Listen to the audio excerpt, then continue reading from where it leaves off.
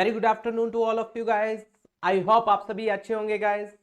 आप लोगों का बिजनेस का पेपर हो चुका है। आई होप आप लोगों का बहुत अच्छा हुआ होगा। अब आप अकाउंट्स की प्रिपरेशन कर रहे होंगे और मैंने अपना फर्स्ट चैप्टर 30 मिनट्स में, अराउंड 25 मिनट्स में वो डाल दिया है और मैंने उसके अंदर कोशिश की है कि सारे के सारे आपके कॉन्सेप्ट कवर हो।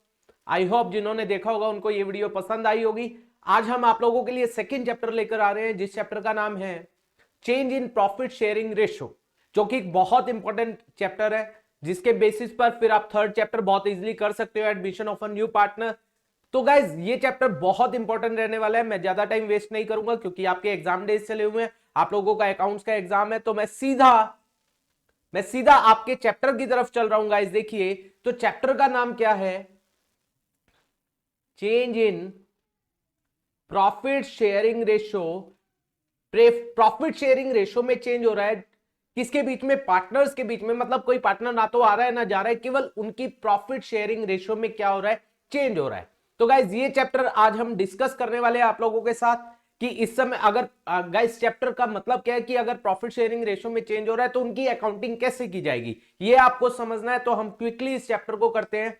सबसे पहली चीज जो आपको पता होना चाहिए, सबसे पहली चीज जब हम इस चैप्टर की बात करते हैं तो यहां पर एक टॉपिक आता है रिकॉन्स्टिट्यूशन ऑफ पार्टनरशिप फर्म, या उससे और क्या बोला जाता है, डिसोल्यूशन ऑफ पार्टनरशिप।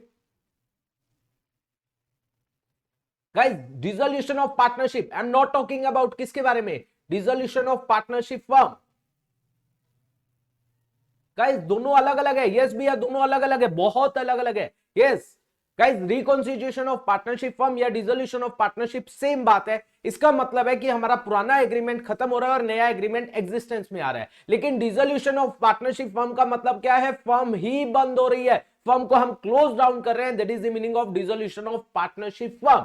तो गाइस अब क्या हो रहा है यहां पर, रिकॉन्स्टिट्यूशन ऑफ पार्टनरशिप फर्म या डिसोल्यूशन ऑफ पार्टनरशिप, जब हम इसकी बात करते हैं तो इसका मतलब क्या है, पुराना एग्रीमेंट खत्म हो रहा है, नया एग्रीमेंट एग्जिस्टेंस में आ रहा है। तो गाइस कब कब, अब मेरी बात आती है, मेरा एक क्वेश्चन आता है, कब कब इस तरीके से रिकॉन्स्टिट्यूशन ऑफ पार्टनरशिप फर्म या डिसोल्यूशन ऑफ पार्टनरशिप फर्म होता है। Dissolution of partnership, sorry dissolution of partnership firm का मतलब तो फर्म ही बंद हो गई। वो किस किस केस में होता है guys, like change in profit sharing ratio, जब आप क्या कर रहे हो प्रॉफिट शेयरिंग रेशो में, change in profit sharing ratio, ठीक है गाइस, तब हमारा क्या होता है रिकॉन्स्टिट्यूशन ऑफ पार्टनरशिप फर्म। या हमारा क्या हो रहा है, कोई पार्टनर नया एडमिशन ले रहा है, एडमिशन के समय कोई पार्टनर क्या हो रहा है, रिटायर हो रहा है उस समय, और उसके बाद कोई पार्टनर उसकी क्या हो रही है, डेथ हो रही है, या amalgamation of two partnership firm. इन केसेस में हमारा रिकॉन्स्टिट्यूशन ऑफ पार्टनरशिप फर्म होता है। मतलब हमारा पुराना एग्रीमेंट खत्म होता है और नया एग्रीमेंट क्या आता है, एग्जिस्टेंस में आता है। तो हमारे चैप्टर का नाम जो है वो आता है, वो क्या है गाइस, आज जो हम चैप्टर नंबर 2 पढ़ रहे हैं, that is change in profit sharing ratio. तो guys change in profit sharing ratio that is the part of reconstitution of partnership firm या डिसोल्यूशन ऑफ पार्टनरशिप। इससे क्या होगा, जब भी प्रॉफिट शेयरिंग रेशो में चेंज होगी तो पुरानी प्रॉफिट शेयरिंग रेशो वो खत्म हो जाएगी और नई प्रॉफिट शेयरिंग रेशो एग्जिस्टेंस में आएगी। तो पुराना एग्रीमेंट हमारा खत्म होगा और नया एग्रीमेंट हमारा एग्जिस्टेंस में आएगा। तो गाइस जब हमारा पुराना एग्रीमेंट खत्म होगा और नया एग्रीमेंट एग्जिस्टेंस में आएगा, उसे रिकॉन्स्टिट्यूशन ऑफ पार्टनरशिप फर्म बोलते हैं। तो उसका पहला केस आता है change in profit sharing ratio, कि कब कब रिकॉन्स्टिट्यूशन ऑफ पार्टनरशिप फर्म होता है। तो उसमें पहला केस आता है जब प्रॉफिट शेयरिंग रेशो में चेंज होता है। तो गाइस जब प्रॉफिट शेयरिंग रेशो में चेंज होगा, अब बात आती है, ये चैप्टर क्या है गाइस, ये चैप्टर हमें ये बता रहा है कि जब प्रॉफिट शेयरिंग रेशो में चेंज होगा तो आपको अकाउंटिंग कैसे करनी है। तो गाइस अकाउंटिंग करने के लिए उसने बोला आपको क्या क्या काम करना पड़ेगा। आपको देखिए ये काम करने पड़ेंगे। सबसे पहले जब भी प्रॉफिट शेयरिंग रेशो में चेंज होगा आपको क्या निकालना पड़ेगा, गेनिंग रेशो और sacrificing ratio, gaining ratio and sacrificing ratio, ये आपको निकालनी पड़ेगी। दूसरा आपको गुडविल का, पहली बात गुडविल को वैल्यू करना पड़ेगा और उसका क्या करना पड़ेगा, ट्रीटमेंट। गाइस एक तो वैल्यू करना पड़ेगा पहले, फिर उसका ट्रीटमेंट। तीसरी बात आपको क्या करना पड़ेगा, एसेट्स और लाइबिलिटीज को, यस गाइस बिल्कुल सही, आप बिल्कुल सही बता रहे हो, रीवैल्यू करना पड़ेगा। उसके बाद हमें क्या बोला गया, जो भी आपके पास क्या पड़े हुए हैं, रिजर्व, यस गाइस बिल्कुल सही, रिजर्व, प्रॉफिट्स, और लॉसेस पड़े हुए हैं उनको भी हमें क्या करना पड़ेगा, एडजस्ट करना पड़ेगा। उसके बाद लास्ट बट नॉट लीस्ट हमें क्या करना पड़ेगा, कैपिटल अकाउंट को एडजस्ट करना पड़ेगा। तो ये सब बातें हम इस चैप्टर में करते हैं गाइस। तो हमारा चैप्टर क्या है कि अगर चेंज हो रहा है प्रॉफिट शेयरिंग रेशो में, आपको क्या क्या करना पड़ेगा, आपको अकाउंटिंग करनी है तो आपको क्या क्या चीजें करनी पड़ेगी। पहली बात तो गेनिंग रेशो और सैक्रिफाइसिंग रेशो निकालना पड़ेगा। दूसरा, गुडविल की वैल्यूएशन करनी पड़ेगी और गुडविल का ट्रीटमेंट करना पड़ेगा। तीसरी बात, एसेट्स और लायबिलिटी को रीवैल्यू करना पड़ेगा। चौथी बात, रिजर्व, एक्यूमुलेटेड प्रॉफिट और लॉसेस उसको एडजस्ट करना पड़ेगा। और last but not least, capital को एडजस्ट करना पड़ेगा। ये सब बातें आपको करनी पड़ेगी। तो गाइज हम एक एक चीज को लेते चलते हैं, एक एक चीज के बारे में आप लोगों से डिस्कस करते चलते हैं। तो सबसे पहली चीज हमारे पास जो आ रही है वो है गाइज, देखिए, दैट इज गेनिंग रेशो और सैक्रिफाइसिंग रेशो। गेनिंग रेशो और sacrificing ratio. Alright, gaining ratio क्या होगी, जब कोई पार्टनर, गेनिंग रेशो क्या होगी गाइस, जब रेशो कब बनती है, जब दो पर्सन गेन कर रहे होंगे। Guys mind my word, ratio हमेशा तभी बनती है जब दो पार्टनर गेन कर रहे होंगे, उन दोनों के बीच में जो प्रोपोर्शन होगा दैट इज कॉल्ड रेशो। जब व्हेन टू और more partner gain from other partner और पार्टनर, एक पार्टनर से भी कर सकते हैं और अदर पार्टनर से भी कर सकते हैं, एक पार्टनर से या एक से ज्यादा पार्टनर से गेन कर सकते हैं, लेकिन गेन करने वाले दो होने चाहिए मिनिमम। मींस कहने का क्या हुआ, गेनिंग रेशो कब होगी, व्हेन टू और more partners gain from other partner और पार्टनर्स। एक से भी कर सकते हैं गेन, या दो या दो से ज्यादा से भी कर सकते हैं, लेकिन गेन करने वाले मिनिमम दो होने चाहिए, तब जाकर गेनिंग रेशो होगी। और आपको गेनिंग रेशो का फॉर्मूला पता है या नहीं पता है? यस, पता है। हम गेनिंग रेशो कब होगी, जब नया शेयर ज्यादा होगा तो न्यू रेशो में से ओल्ड रेशो को क्या करते हैं हम, माइनस। उसके बाद बात आती है sacrificing ratio. Again sacrificing ratio कब होगी, जब दो या दो से ज्यादा पार्टनर सैक्रिफाइस करेंगे, उनके बीच में रेशो सैक्रिफाइसिंग रेशो कहलाएगी। व्हेन टू और more partner sacrifices their share in the favor of other partner, एक को भी दे सकते हैं, या पार्टनर जिस रेशो में वो सेक्रीफाइस करेंगे that is called sacrificing ratio. और वो क्या होती है guys, old ratio minus new ratio. तो पहली चीज आप लोगों को क्या करना है, जब प्रॉफिट शेयरिंग रेशो में चेंज होगा तो गाइज आपको क्या निकालनी है, गेनिंग रेशो और सैक्रिफाइसिंग रेशो निकालनी है। उसके बाद देखिए गाइज ये हो गया, इसके बाद हमारे पास बात आती है गुडविल।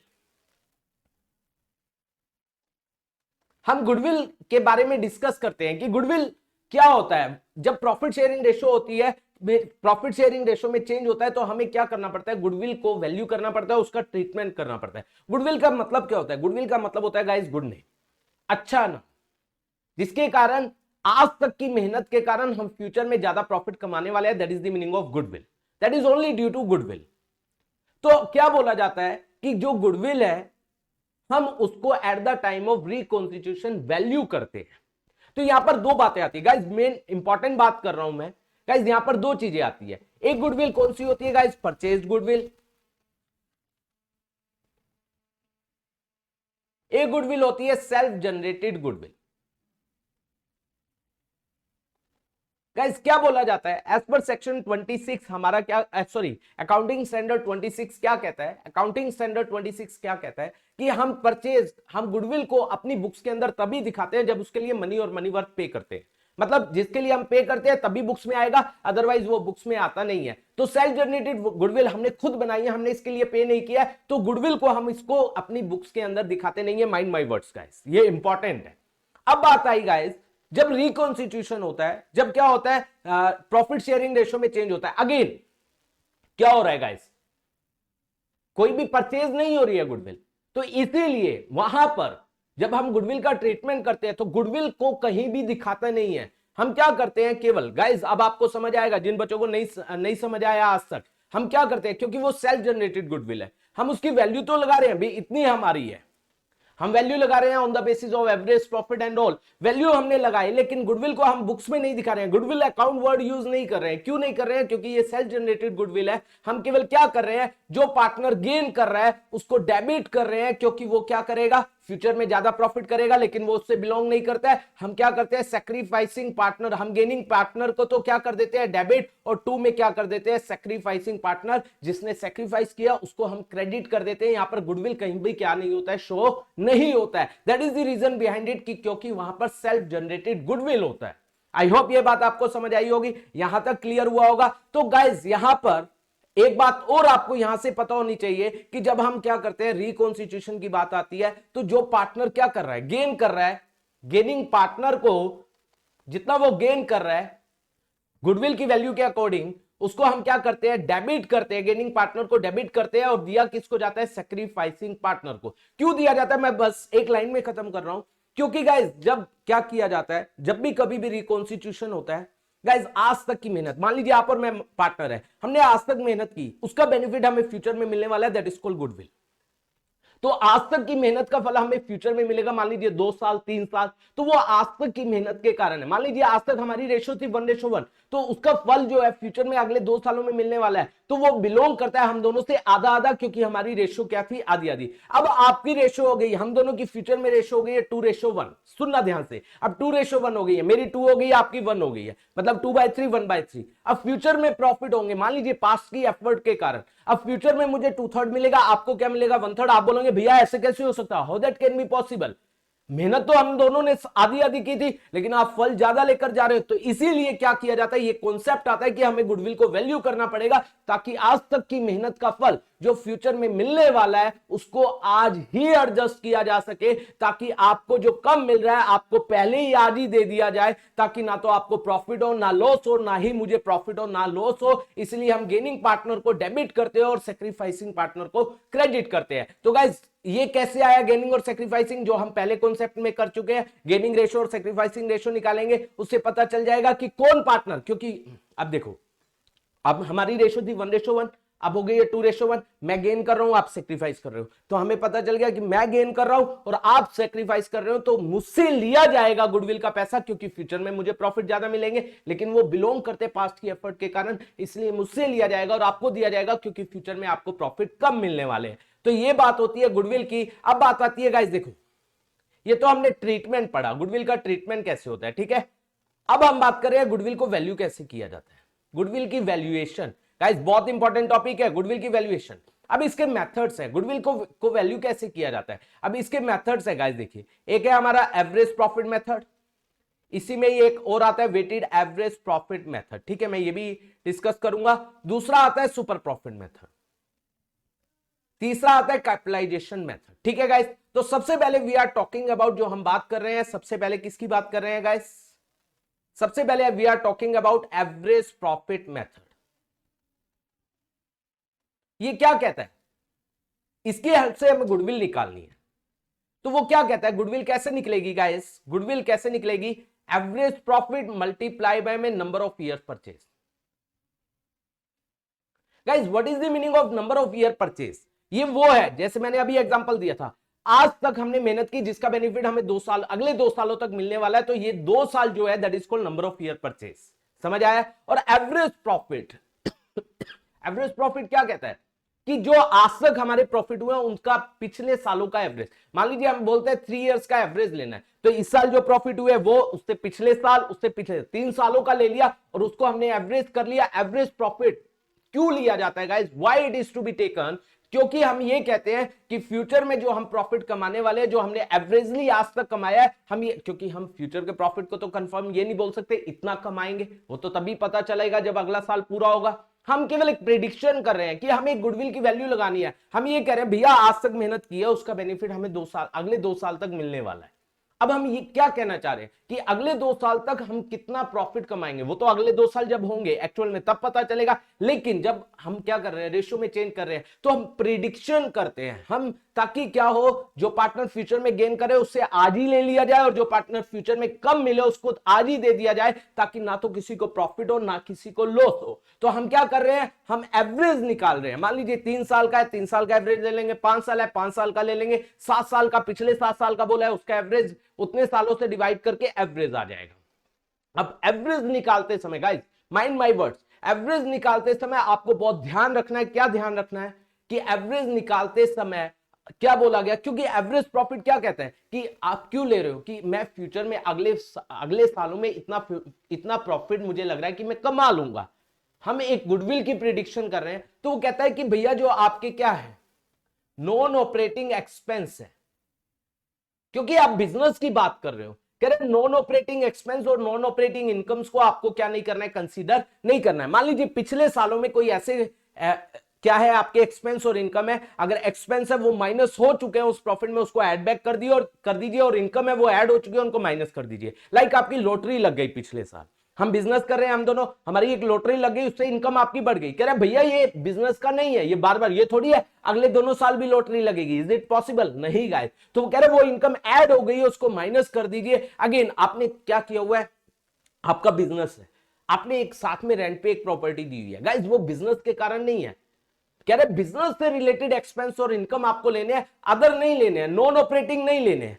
तो वो रेंट गाइस वो भी क्या ऐड हो रहा है, उसको भी माइनस किया जाएगा। अब बात आती है नॉन ऑपरेटिंग एक्सपेंस, कोई भी जो ऑपरेशन से रिलेटेड, अब आप चंदा दे रहे हो, डोनेशन दे रहे हो गाइस, क्या उससे बिजनेस के ऊपर फर्क पड़ता है? नहीं पड़ता। तो वो कहता है भैया जो नॉन ऑपरेटिंग एक्सपेंस है उन सबको ऐड बैक कर दीजिए क्योंकि वो माइनस हो चुके हैं, और नॉन ऑपरेटिंग इनकम्स को आप क्या कर दीजिए क्योंकि वो ऐड हो चुकी है माइनस। फिर जाकर एवरेज प्रॉफिट निकालिए, उसको नंबर ऑफ ईयर परचेज, जितने सालों में आप फ्यूचर में कमाने वाले हो उसको मल्टीप्लाई कीजिए, फिर जाकर आपकी गुडविल आएगी। गाइस वो गुडविल कौन सी होगी? वो फर्म की गुडविल होगी, वो फर्म की गुडविल होगी। मान लीजिए मैंने आपसे एग्जांपल लिया था, पहले हमारी रेशो थी 1:1, अब रेशो हो गई 2:1।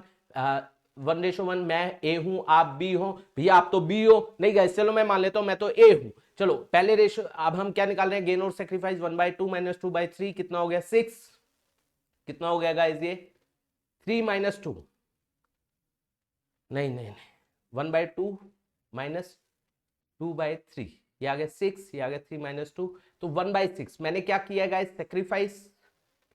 हाँ ठीक है, नहीं नहीं नहीं नहीं देखना गाइस कभी जल्दी जल्दी में गलत ना हो गया हो, बस 6 3 -4 सॉरी 1/6 गेन किया है। उसके बाद यहां पर क्या आ जाएगा बी का 1/2 - 1/3 दैट वुड बी 6, तो ये आ जाएगा 3 - 2 दैट वुड बी 1/6, और क्या किया है आपने सेक्रीफाइस किया है। तो मान लीजिए गुडविल की वैल्यू आई है 60,000, मान लीजिए गुडविल की वैल्यू एवरेज प्रॉफिट मान लीजिए 20,000 आया, multiply by number of year purchase 3 है, 60,000 आ गया, तो 1/6 आपने गेन किया, मैंने गेन किया, तो 60,000 का 1/6 कितना आ जाएगा गाइस 10,000, तो मैंने गेन किया, मैं आपको दूंगा तो मेरी कैपिटल को डेबिट किया जाएगा, और 10,000 का 1/6 आपने सेक्रीफाइस किया है तो 10,000 आपको दिया जाएगा, आपकी कैपिटल को क्रेडिट किया जाएगा। क्योंकि फ्यूचर में देखो, फ्यूचर में जब बांटे जाएंगे, अब देखो फ्यूचर में जब बांटे जाएंगे 60,000 वो कैसे बटेंगे, देखो 2:1 न्यू रेशो में बटेंगे, वो ओल्ड रेशो में नहीं। तो 40 मुझे मिलेगा, 20 आपको मिलेगा, लेकिन आप कहोगे भैया हमने तो मेहनत आधी आधी की थी तो मिलना चाहिए था, आप बोलोगे 30 आपको मिलना चाहिए, 30 मुझे, इसीलिए क्या किया गया मेरे से 30 ले लिया गया, तो मुझसे माइनस कर दिया गया, तो अल्टीमेटली मुझे कितना मिला 30, और आपको 10,000 दे दिया गया तो आपको भी मिल गया 30। ना तो किसी को प्रॉफिट हुआ ना किसी को लॉस हुआ। तो ये आपका कौन सा मेथड हुआ, पहला गाइस एवरेज प्रॉफिट मेथड, दूसरा आता है हमारे पास इसी में गाइस आता है वेटेड एवरेज प्रॉफिट मेथड। वो क्या कहता है भैया, कहता है आपने पिछले 3 सालों का एवरेज लिया, मान लीजिए लेट्स सपोज आप बात कर रहे हो 21-22, 20-21 और उसके बाद 19-20, आपने 3 सालों का एवरेज लिया।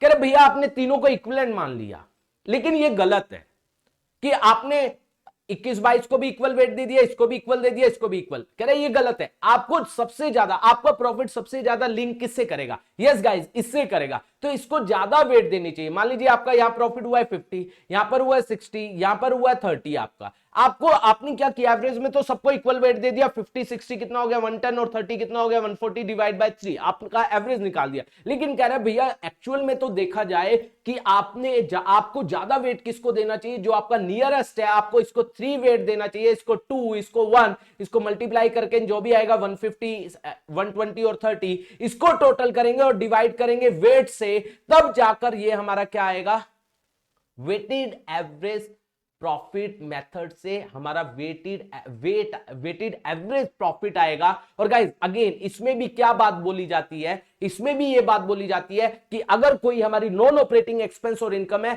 जो आप प्रॉफिट्स ये ले रहे हो, इनमें आपको क्या करना है, इनको एडजस्ट करना है। अगर नॉन ऑपरेटिंग एक्सपेंस है तो आप वो माइनस हो चुका है, एड बैक कर देना है, इनकम है तो ऐड हो चुकी है उसको माइनस कर देना, फिर करने के बाद आपको क्या लेना है, आपको इनको वेट देना है, जो सबसे नियरेस्ट होगा उसको सबसे ज्यादा वेट, और जो सबसे पीछे होगा उसको सबसे कम वेट, फिर उसको मल्टीप्लाई करना है, लाइक 1,50,000 और ये कितना हो गया 120 और ये कितना आ गया 30, तो टोटल हो गया हमारा कितना हो गया गाइस 3 लाख डिवाइड बाय 6 कितना आ जाएगा, that would be 50,000, that is weighted average. फिर इसको नंबर ऑफ ईयर परचेज से मल्टीप्लाई करेंगे तो हमारी क्या आ जाएगी, गुडविल। तो ये हमारा सेकंड इसी का ही। तो लेकिन अब इसमें एक क्वेश्चन आ सकता है आपके पास कि which one is more better, कौन सा ज्यादा अच्छा है गाइस, वेटेड एवरेज, क्योंकि इसके अंदर नियरेस्ट को ज्यादा वेट दिया जाता है। इसके बाद हमारा सेकंड मेथड आता है super profit method. Super profit method क्या कहता है गाइस, सुपर प्रॉफिट क्या होता है, बेसिकली जो आप नॉर्मल सभी कमा रहे हो उससे ज्यादा आप कमा रहे हो, that is called super profit. What is the meaning of super profit? Profit जो मान लीजिए लेट्स सपोज एक इंडस्ट्री है, उसमें 10 लाख रुपए लगाए गए, सभी जो एवरेजली कमा रहे हैं वो 10% कमा रहे हैं, that is normal rate of return. इसका मतलब 10%, 10 लाख के ऊपर सभी कितना कमा रहे हैं, 1 लाख। ठीक है, सभी कमा रहे हैं, दैट इज नॉर्मल प्रॉफिट। सभी जो कमा रहे हैं वो 1 लाख कमा रहे हो, लेकिन आप जो कमा रहे हो that is your profit, average profit. आप जो कमा रहे हो 1,50,000 कमा रहे हो। क्या आप दूसरों से ज्यादा कमा रहे हो या नहीं कमा रहे हो? यस, कमा रहे हो। तो 50,000 आप दूसरों से ज्यादा कमा रहे हो। कितना ज्यादा कमा रहे हो guys? 50,000, that is your super profit. तो सुपर प्रॉफिट हम कैसे निकालते हैं गाइस? जो आप कमा रहे हो that is your average profit, जो दूसरे कमा रहे हो that is the normal profit, उसमें से माइनस करेंगे, that would be super profit. और इसको हम मल्टीप्लाई करेंगे नंबर ऑफ ईयर परचेज से। नंबर ऑफ ईयर परचेज मान लीजिए 3 है, तो यहां पर 1,50,000, that would be your goodwill, that would be your goodwill. I hope ये बात आपको आई होगी। अब बात आती है normal profit. Guys normal profit कैसे निकलेगा? हम नॉर्मल प्रॉफिट के लिए कैपिटल इंप्लॉयड मल्टीप्लाई बाय में नॉर्मल रेट ऑफ रिटर्न, ये आपको हमेशा गिवन होगी। अब बात आई कैपिटल इंप्लॉयड। कैपिटल इंप्लॉयड के गाइस दो मेथड होते हैं, दो अप्रोच होती है, एक तो एसेट अप्रोच होती है और एक लाइबिलिटी अप्रोच होती है। अब लाइबिलिटी अप्रोच क्या कहता है?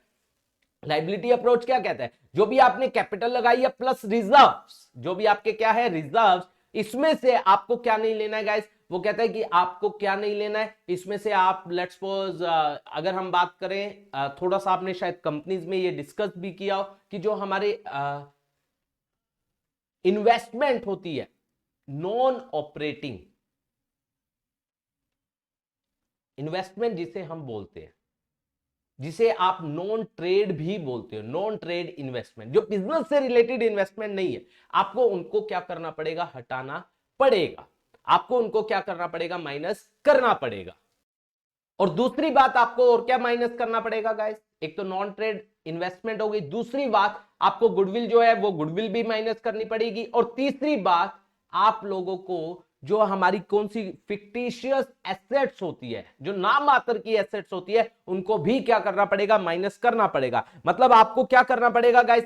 देखो that is the liability approach, कि आपको कैपिटल इंप्लॉयड का मतलब क्या होता है? जो आपने बिजनेस के अंदर लंबे समय के लिए क्या लगाया? पैसा लगाया, उसमें क्या करेंगे? कैपिटल। अगर लाइबिलिटी अप्रोच लेते हैं कैपिटल प्लस रिजर्व, इसमें से आप क्या करोगे? इन चीजों को हटाओगे गाइस। आप जो अगर नॉन ट्रेड इन्वेस्टमेंट है गाइस उसको हटाओगे, गुडविल को भी हटाओगे और फिक्टिशियस एसेट को भी हटाओगे। वो हटाकर वो हमारा कैपिटल इंप्लॉयड आएगा, उसको नॉर्मल रेट ऑफ रिटर्न से क्या करेंगे? माइनस, और वो हमारा क्या आ जाएगा? Normal profit. अब बात आती है एसेट अप्रोच। तो एसेट अप्रोच में हम क्या करते हैं गाइस? एसेट अप्रोच में हमारी करंट एसेट हो गई प्लस नॉन करंट एसेट हो गई, और उसमें माइनस करेंगे गाइस किसको? Outside liability. अगेन जब हम क्या लेंगे? Non current asset and current asset, उसमें हम नॉन ट्रेड इन्वेस्टमेंट, गुडविल और फिक्टिशियस एसेट्स को हम क्या नहीं करेंगे? कंसीडर नहीं करेंगे, मतलब उनको लेंगे नहीं। तो यहां से हमारा क्या आ जाएगा गाइस? Capital employed. और कैपिटल इंप्लॉयड को नॉर्मल रेट ऑफ रिटर्न से क्या करेंगे? मल्टीप्लाई, नॉर्मल प्रॉफिट आएगा,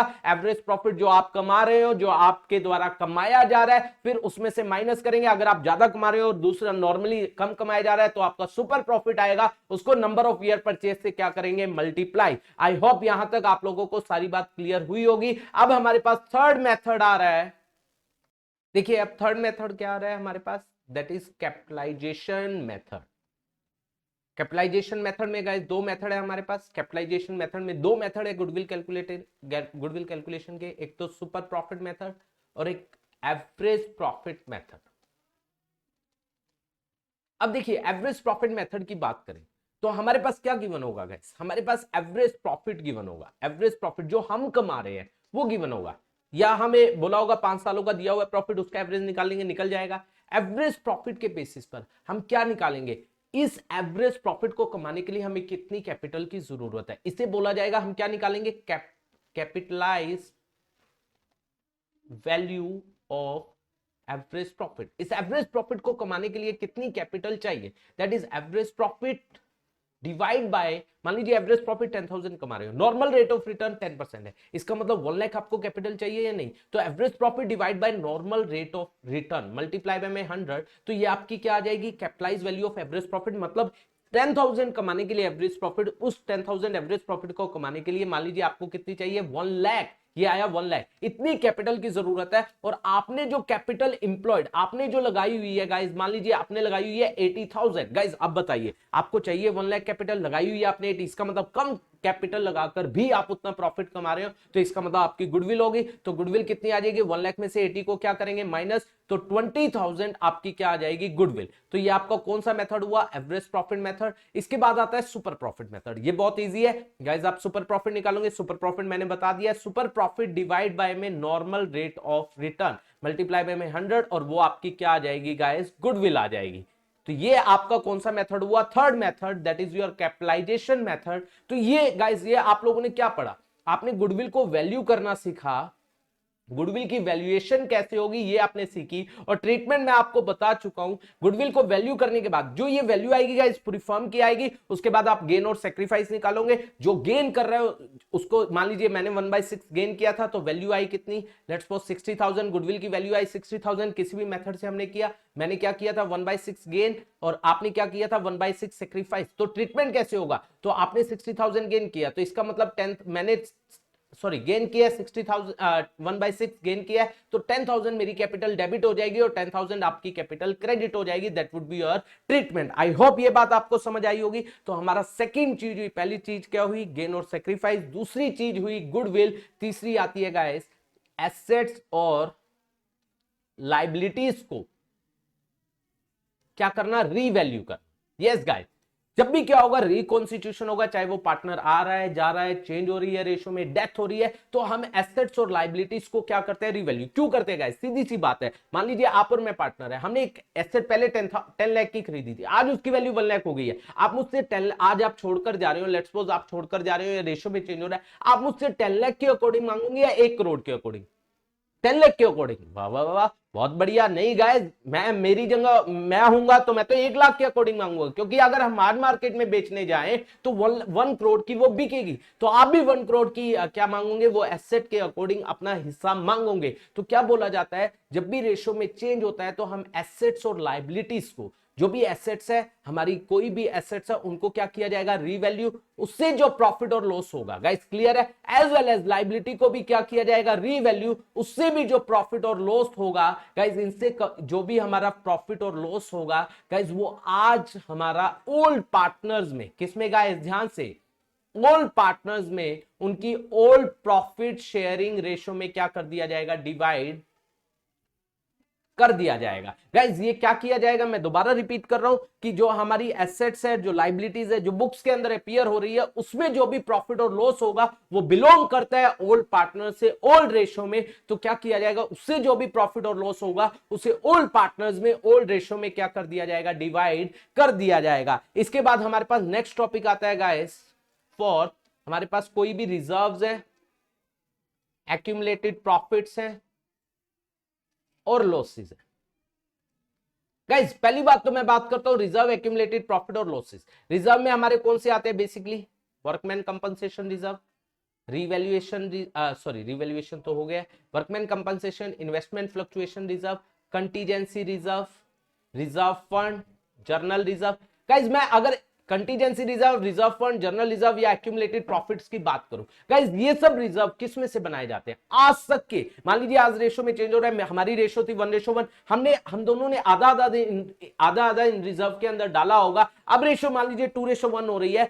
मान लीजिए इस रिजर्व में 1 लाख पड़ा हुआ है, 50 आपने डाला, 50 मैंने, हम आज कुछ नहीं करते हैं, आज रेशो हो गई 2:1, तो फ्यूचर में मुझे कितना मिलेगा, 66,667, आपको 33,333, आपको होंगे भैया डाला मैंने 50, मुझे मिल रहा है कम। तो इसलिए क्या बोला जाता है, जब भी रेशो में चेंज होगा तो जो हमारे कॉन्टीजेंसी रिजर्व है, रिजर्व फंड है, जर्नल रिजर्व है, एक्यूमुलेटेड प्रॉफिट है, इन सबको ओल्ड पार्टनर्स में ओल्ड रेशो में डिवाइड कर दिया जाएगा, एज वेल एज जो हमारे लॉसेस पड़े हुए हैं, क्योंकि अब लॉसेस भी आज तक के हैं, जब आप रिजर्व बांट रहे हो तो मैं कहूंगा भैया लॉसेस भी बांटो ना, फ्यूचर में मैं ज्यादा लॉसेस थोड़ी लूंगा, वो आज तक के लॉसेस है, तो इन लॉसेस को भी ओल्ड पार्टनर्स में ओल्ड रेशियो में क्या कर दिया जाएगा, डिवाइड कर दिया जाएगा। So now we are talking about so now we are talking about workman compensation reserve and investment fluctuation reserve. Guys, अगर ये हमारी बैलेंस शीट में अपीयर हो रहे हैं वर्कमैन कंपनसेशन रिजर्व, गाइस इसके बारे में क्या बोला जाता है, वर्कमैन कंपनसेशन रिजर्व के बारे में, कि अगर ये अपीयर हो रहे हैं और इसके अगेंस्ट कोई भी लाइबिलिटी नहीं दी हुई, इसके बारे में मान लीजिए कोई भी लाइबिलिटी नहीं है, तो क्या बोला जाता है, इसको ओल्ड पार्टनर में ओल्ड रेशियो में क्या कर देंगे, डिवाइड कर देंगे। अगर इसके अगेंस्ट कोई भी लाइबिलिटी नहीं है तो what it is to be said कि इसको हम ओल्ड पार्टनर्स में ओल्ड रेशियो में डिवाइड कर देंगे। अब बात आती है अगर इसके अगेंस्ट लाइबिलिटी है, मान लीजिए वर्कमैन कंपनसेशन रिजर्व है हमारा 1 लाख, इसके अगेंस्ट लाइबिलिटी है, लेट्स सपोज गाइस लाइबिलिटी है 10,000 की, तो क्या बोला जाता है, जो 10,000 है लाइबिलिटी हमने जो देनी है वो 10,000 है, भैया 90 बच गया ना, तो 90 के 90 ओल्ड पार्टनर्स में ओल्ड रेशियो में डिवाइड कर दो। क्यों, क्योंकि ये बिलोंग करता है ओल्ड पार्टनर से ओल्ड रेशियो में, ओल्ड पार्टनर के द्वारा बनाया गया है, तो इसे ओल्ड पार्टनर्स में ओल्ड रेशियो में डिवाइड कर देंगे, तो 10,000 को लाइबिलिटी में डाल देंगे और 90,000 को ओल्ड पार्टनर्स में ओल्ड रेशियो में। ऑलराइट, अगर मान लीजिए इसके अगेंस्ट लाइबिलिटी जो है वो 1 लाख की हो गई, लाइबिलिटी हो गई कितने की, 1 लाख, तो कह रहे भैया जो रिजर्व में रखा हुआ है 1 लाख, आपकी लाइबिलिटी होगी 1 लाख, तो आपको कुछ भी बांटने की जरूरत नहीं है, तो 1 लाख का 1 लाख आप लाइबिलिटी में दिखा दिए। अगर मान लीजिए इसके बाद आता है अगर लाइबिलिटी हो गई 1,10,000, तो क्या बोला जाता है गाइस, तो बोला जाता है कि आपके रिजर्व में है कितना, 1 लाख, और आपको लाइबिलिटी कितने की देनी है, 110, तो ये आपकी लाइबिलिटी बढ़ रही है, तो इसको रीवैल्यूएशन से यूज करना है, तो एंट्री क्या होगी, workman compensation reserve account debit कितना हो जाएगा गाइस, 1 लाख, और 2 में लाइबिलिटी जो है वो कितने की है गाइस, 1,10,000, तो 10,000 आपका और नुकसान हो रहा है, तो हमें क्या बोला जाता है, अगर लाइबिलिटी एसेट और लाइबिलिटी बढ़ती है या कम होती है उसको रीवैल्यूएशन से यूज किया जाता है, तो यहां पर रीवैल्यूएशन अकाउंट क्या हो जाएगा, डेबिट हो जाएगा, कितने से हो जाएगा, 10,000। तो ये हमारा टॉपिक हुआ वर्कमैन कंपनसेशन रिजर्व का। उसके बाद आता है investment fluctuation fund. Investment fluctuation fund के बारे में क्या बोलता है, तो ये किस लिए बनाया जाता है, वर्कमैन कंपनसेशन रिजर्व जो बनाया जाता था, अगर किसी वर्कर को चोट लग जाए तो उसके लिए हम क्या कर रहे हैं, वर्कमैन कंपनसेशन रिजर्व बना रहे हैं। इन्वेस्टमेंट फ्लक्चुएशन फंड क्यों बनाया जाता है, कि अगर इन्वेस्टमेंट जो हमने दूसरी कंपनीज में की हुई है उसकी वैल्यू में कमी हो जाए, तो इस फंड से हम उस कमी को, उस लॉस को रिकवर कर सके, तो ये इन्वेस्टमेंट के लिए बनाया जाता है। मान लीजिए इन्वेस्टमेंट की वैल्यू है हमारी 1 लाख, हमने फंड बनाया हुआ है 50,000 का, 1 लाख हमारी इन्वेस्टमेंट है, हमने इन्वेस्टमेंट की है 1 लाख, हमने फंड बनाया हुआ है 50 का, मान लीजिए मार्केट वैल्यू भी इन्वेस्टमेंट की कितनी है गाइस, 1 लाख, इसका मतलब देयर इज नो चेंज, कोई भी चेंज नहीं हुआ है, मार्केट वैल्यू भी 1 लाख है, हमने की थी इन्वेस्टमेंट 1 लाख की, तो गाइस 50,000 हमने फंड में डाला हुआ है, जो किसने डाला हुआ, पार्टनर्स में, तो क्या बोला जाता है, इसको ओल्ड पार्टनर्स में ओल्ड रेशियो में क्या कर दिया जाएगा, डिवाइड कर दिया जाएगा। तो एंट्री क्या होगी, फंड है, लाइबिलिटी होती है investment fluctuation fund to all partners in old ratio to as capital to बीस capital in their all profit sharing ratio. अब बात आती है अगर इन्वेस्टमेंट, देखो गाइस अब मैं इसको लेता हूं, इन्वेस्टमेंट है, उसकी हमारी जो वैल्यू है वो 1 लाख है, अब उसकी मार्केट वैल्यू मान लीजिए 90 रह गई, मैं 3 केस लेता हूं, मार्केट वैल्यू कितनी रह गई 90, मार्केट वैल्यू कितनी रह गई 50, और मार्केट वैल्यू कितनी रह गई 70।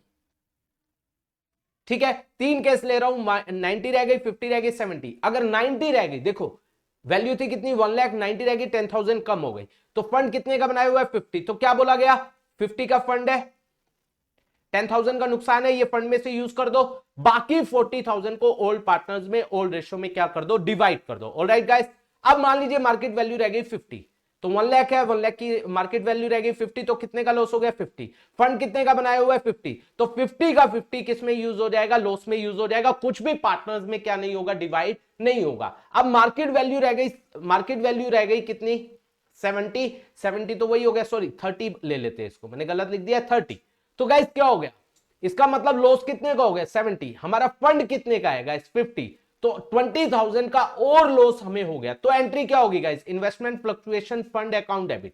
देखो कितने का फंड कितने का था 50, इन्वेस्टमेंट की वैल्यू कितने से कम हुई, दैट इज 70, 20,000 का और लॉस हो गया। अगेन एसेट्स और लाइबिलिटी अगर हमारी कम या ज्यादा होती है रीवैल्यूएशन से, तो हम यहां पर क्या यूज कर लेंगे, रीवैल्यूएशन 20,000 डेबिट हो जाएगा और ये हमारा लॉस रीवैल्यूएशन से काउंट हो जाएगा।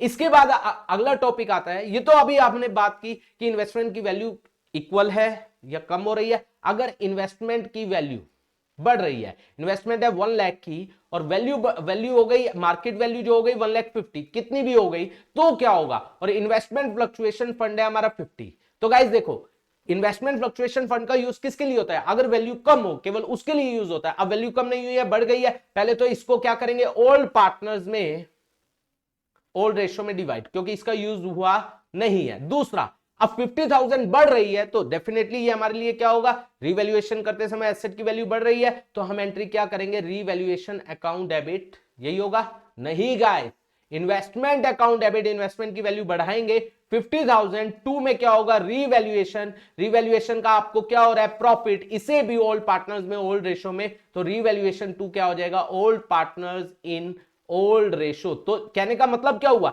एक तो ये रिवैल्यूएशन का प्रॉफिट ओल्ड पार्टनर्स में ओल्ड रेशो में जाएगा, दूसरा इन्वेस्टमेंट फ्लक्चुएशन फंड जो हमारे पास पड़ा हुआ है, जो इन्वेस्टमेंट फ्लक्चुएशन फंड जो पड़ा हुआ है, इसका यूज नहीं हुआ है, इसको भी ओल्ड पार्टनर्स में ओल्ड रेशो में क्या कर दिया जाएगा, डिवाइड कर दिया जाएगा। आई होप यहां तक आप लोगों को सारा समझ आया होगा। इसके बाद नेक्स्ट आता है हमारे पास, देखिए हमारे पास ये सारा हो गया। इसके बाद हम क्या करेंगे, कैपिटल को एडजस्ट करेंगे, कैपिटल अकाउंट बनाएंगे और कैपिटल को एडजस्ट करेंगे। ये सब चीजें देखकर गाइस वो हो जाएगा, उसमें कोई दिक्कत नहीं है। अब लास्ट टॉपिक आ रहा है गाइस, लास्ट टॉपिक इस चैप्टर का, कि ये तो हुआ, ये क्या हुआ, अभी तक हमने ये जो किया है कि अगर हम रिवाइज वैल्यू को अपनी बुक्स के अंदर दिखाना चाहते हैं, रिवाइज वैल्यू का मतलब जैसे एसेट की वैल्यू, मान लीजिए लैंड की वैल्यू 1 लाख थी, 110 हो गई, तो हम बैलेंस शीट में 110 दिखा रहे हैं, 10,000 का प्रॉफिट हुआ एसेट्स के बढ़ने से, उसे ओल्ड पार्टनर्स में ओल्ड रेशो में बांट दिया। अब कह रहे भैया आपको रिवाइज वैल्यू को दिखाना नहीं है, मतलब 1 लाख आपकी क्या थी, लैंड की वैल्यू कितनी थी पहले, 1 लाख,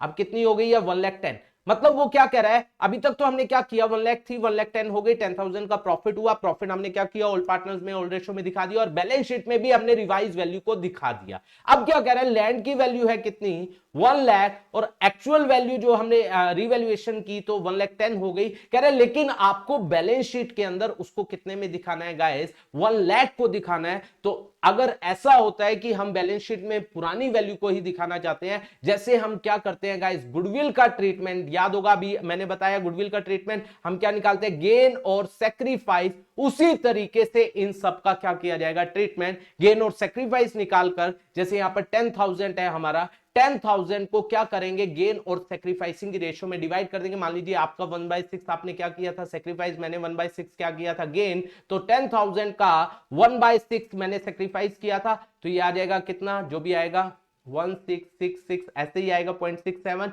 तो ये मेरा डेबिट हो जाएगा और 1666.67 आपका क्या हो जाएगा, क्रेडिट अकाउंट आपका क्रेडिट हो जाएगा। मतलब कहने का क्या हुआ, last but not least guys, कहने का मतलब क्या हुआ, अगर हम क्या करना चाहते हैं, रिवाइज वैल्यू को बुक्स में दिखाना नहीं चाहते हैं, तो जैसा किसी भी चीज को, चाहे वो एसेट हो, लायबिलिटी हो, रिजर्व हो, कुछ भी हो, अगर दिखाना नहीं चाहते, जैसा हमने गुडविल का ट्रीटमेंट किया है वैसे ही इनका ट्रीटमेंट होगा। आई होप आप लोगों को सेकेंड चैप्टर हमने बिल्कुल गो थ्रू कर लिया, बिल्कुल अच्छे तरीके से आप लोगों को हर कॉन्सेप्ट बताया है, एक बहुत हमने क्विकली बताया। आई होप ये वाला भी चैप्टर आपको समझ आया होगा गाइस। अगर आपको ये चैप्टर पसंद आया तो जल्दी से इसको प्लीज सभी के पास शेयर कर दीजिए, सभी फ्रेंड सर्कल में, ताकि आप लोग, आपके फ्रेंड्स को भी इसका बेनिफिट हो सके। और गाइज अगर आपको हमारी ये वीडियो पसंद आई है प्लीज लाइक कीजिए, इसके ऊपर कमेंट कीजिए, ताकि हमें भी मोटिवेशन मिलता रहे कि हम सही काम कर रहे हैं। और गाइज अभी तक अगर आपने हमारे चैनल को सब्सक्राइब नहीं किया है, जल्दी से चैनल को सब्सक्राइब कर दीजिए। और अगर आपको और इंफॉर्मेशन हमारे बैच की चाहिए या हमारी क्लासेस की चाहिए, हमारी ऐप है माधव अकाउंटेंसी क्लासेस, जिसका डिस्क्रिप्शन में लिंक दिया गया है, उसको डाउनलोड कीजिए। Thank you so much for watching this video.